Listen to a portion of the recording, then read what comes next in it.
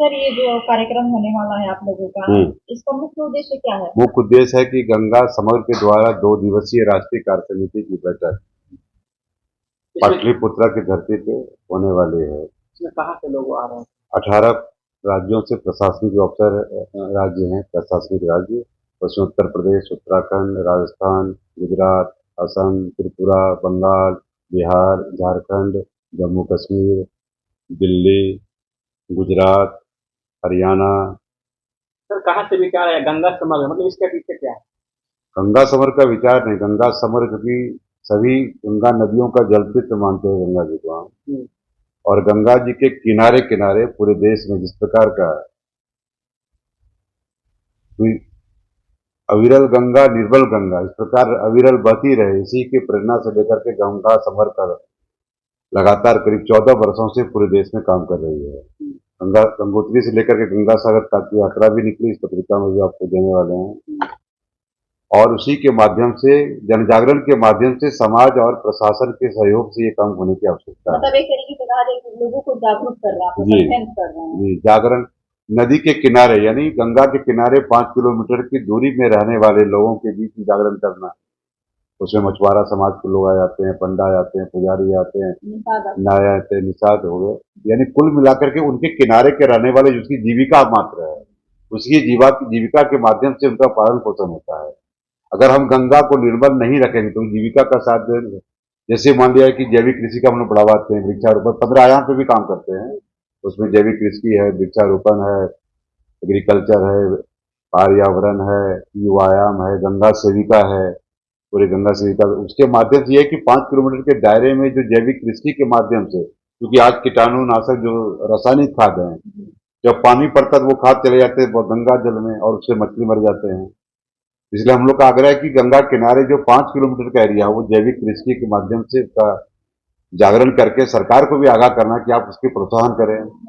इस 2 दिवसीय बैठक में कुल मिलाकर के ये मंथन चलने वाले हैं पूरे राज्यों का। सर, बड़ा सवाल जिस तरीके से गंगा में लोग जितना कूड़ा कचरा होता है उसको ले जाकर बहवा देते हैं, कहते हैं क्या कि गंगा जी जो है वो सब लेकर चली जाती है, लेकिन गंगा उससे दूषित हो रही है। हाँ। तमाम तरीके की बीमारियां फैल रही है, मतलब लोग गंगा जी को दूषित कर रहे हैं। उसके लिए क्या है कि हम जब जागरण के माध्यम से समाज के बीच नहीं जाएंगे, ये हमारी आस्था, ये हमारी माँ है। अगर हम अपनी माँ को गंदा करेंगे, इस प्रकार का उनके भाव जब जगेगा तो धीरे धीरे वो काम प्रारंभ करेंगे। इसी के माध्यम से आप देखेंगे एसटीपी का निर्माण हुआ है, वो भी हम लोग का ही एक, और इसीलिए सरकार ने नमामि गंगे का काम प्रारंभ किया। उनका एक प्रकल्प है सरकार का, वो हमारी प्रेरणा से किया उन्होंने कि जो गंगा समर क्योंकि 15 वर्षों से गंगा सागर से गंगोत्री तक की यात्रा उस समय भारती जी ने किया था। सबसे पहले मैं यहाँ बिहार में उसका काम देखता था, वो क्योंकि राष्ट्रीय मंत्री के नाते पूरा देश प्रवास भी करते हैं, इसलिए।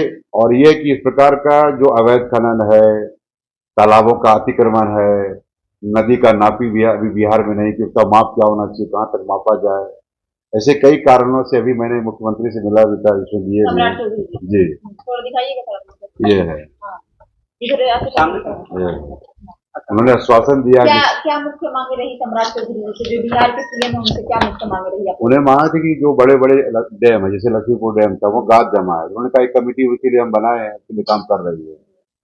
उन्होंने कहा कि जो तालाब का अतिक्रमण है उसको अमृत सरोवर के माध्यम से केंद्र सरकार की भी योजना आती है, उन्होंने कहा कि इसको हम ठीक करने का प्रयास करेंगे, क्योंकि मैं तुरंत नया बना हूँ। फिर आने वाले समय में नदी और गंगा उनकी आस्था का उनका भी विषय है, वो गंगा आरती में आते भी हैं, उनका गंगा विषय भी रहा है उनका।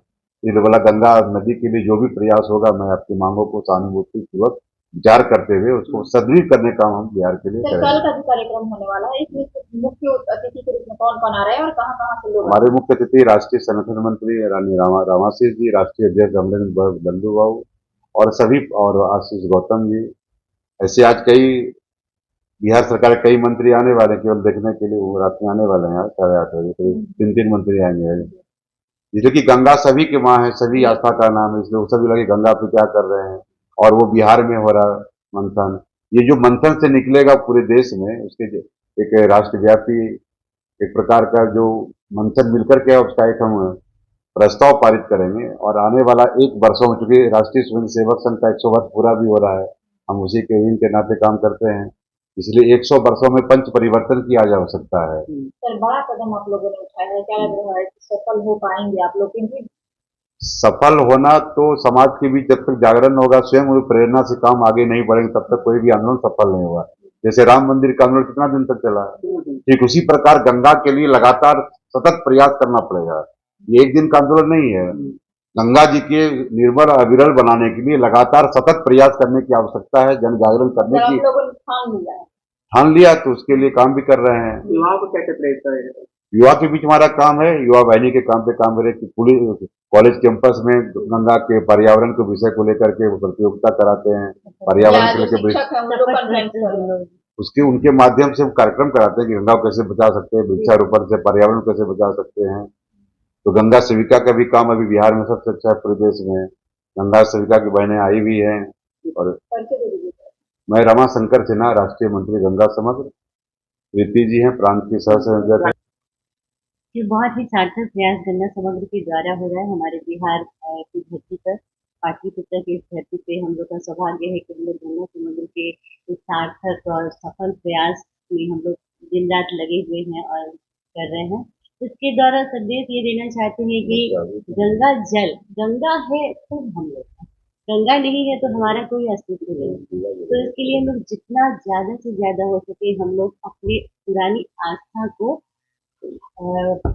पकड़े और पुरानी आस्था में जो त्रुटियां आ रही हैं, जो गलतियां आ रही हैं, जैसे जो भी चीजें उससे बचते हुए, और आस्था मतलब उसकी शुद्धता, उसकी पवित्रता, उसकी निर्मलता को बनाए रखने के लिए जितना ज्यादा से ज्यादा हो सके हम लोग जागरूक हैं। हम लोग कोई भी चीज गंगा नदी में नहीं प्रवाहित करें और गंगा के पास जाए तो हम लोग स्वच्छ मन से जाएं, शांति के उद्देश्य से जाएं, ना कि हम लोग वहाँ पिकनिक मनाने के उद्देश्य से जाएं। और साथ ही पुरानी परंपरा, पुरानी आस्था को आने वाली पीढ़ियों को ये जाए संदेश कि किस तरह गंगा माँ हमारी भारतीय संस्कृति और आस्था की प्रतीक है। भारत का भी अस्तित्व गंगा माँ से है। तो ऐसे में ये एक बहुत बड़ा दायित्व हमारे ऊपर है और इस दायित्व के निर्वाह के लिए ये 2 दिवसीय हम लोग कार्य समिति कार्यक्रम का अभी तो हम लोग एकत्र होंगे रात्रि में बैठक होगी और सुबह उद्घाटन होगा हम लोग का और सत्र चलेगा हर 2 घंटे के सत्र। महिलाओं को क्या कुछ संदेश देना चाहेंगे जो लोग वीडियो देख रहे हैं? महिलाओं को तो महिला तो सबसे ज्यादा जुड़ी हुई है गंगा से।